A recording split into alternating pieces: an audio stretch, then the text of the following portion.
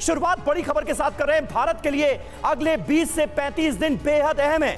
20 से 35 दिन में नया वेरिएंट भारत आ सकता है। सोर्सेस के हवाले से यह बड़ी खबर, अब तक के ट्रेंड के आधार पर डराने वाली खबर है। चीन, जापान, यूरोप के बाद साउथ एशिया आता है नया स्ट्रेन। लिहाजा आने वाले वक्त में यह मुमकिन है कि नया स्ट्रेन भारत में भी दस्तक दे दे। भारत के लिए इसीलिए कहा जा रहा है कि अगले 20 से 35 दिन बहुत ज्यादा अहम है। हम क्या कर सकते हैं? हम सावधान रह सकते हैं, सतर्क रह सकते हैं, कोविड अप्रोप्रिएट बिहेवियर का पालन कर सकते हैं। और नए स्ट्रेन को लेकर इस वक्त दिल्ली से हमारे संवाददाता कुमार कुंदन हमारे साथ कनेक्ट हो चुके हैं। कुमार, इस नए खतरे के बारे में बताएं। कहा यह जा रहा है कि अगले 20 से 35 दिन बहुत अहम।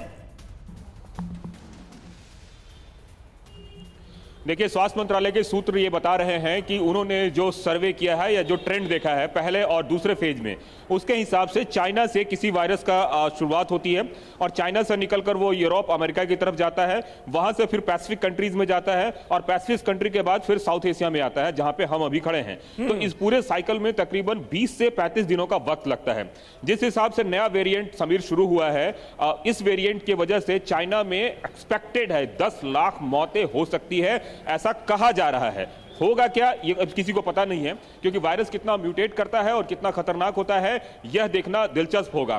तो ऐसी स्थिति में अगर चाइना में इतनी खराब स्थिति हो गई है जहां पे कि अस्पताल के बाहर 4 घंटे का क्यू है एक पेशेंट को दिखाने के लिए, तो वो जब म्यूटेट होते हुए यूरोप और अमेरिकन कंट्रीज होते हुए, पैसिफिक कंट्रीज होते हुए इंडिया आएगा, तो इंडिया आने के बाद वो किस तरीके से कहर बर पाएगा यह देखना अभी दिलचस्प होगा। दूसरी बात, स्वास्थ्य मंत्रालय के सूत्रों ने कहा है कि जिन जिन देशों ने अपने आप को बताया कि हम कोविड से लड़ने में सक्षम हैं, सबसे ज्यादा तबाही उन देशों में हुई है, चाहे वो इटली हो, चाहे वो अमेरिका हो, चाहे वो इंग्लैंड हो या फिर कोई और हो।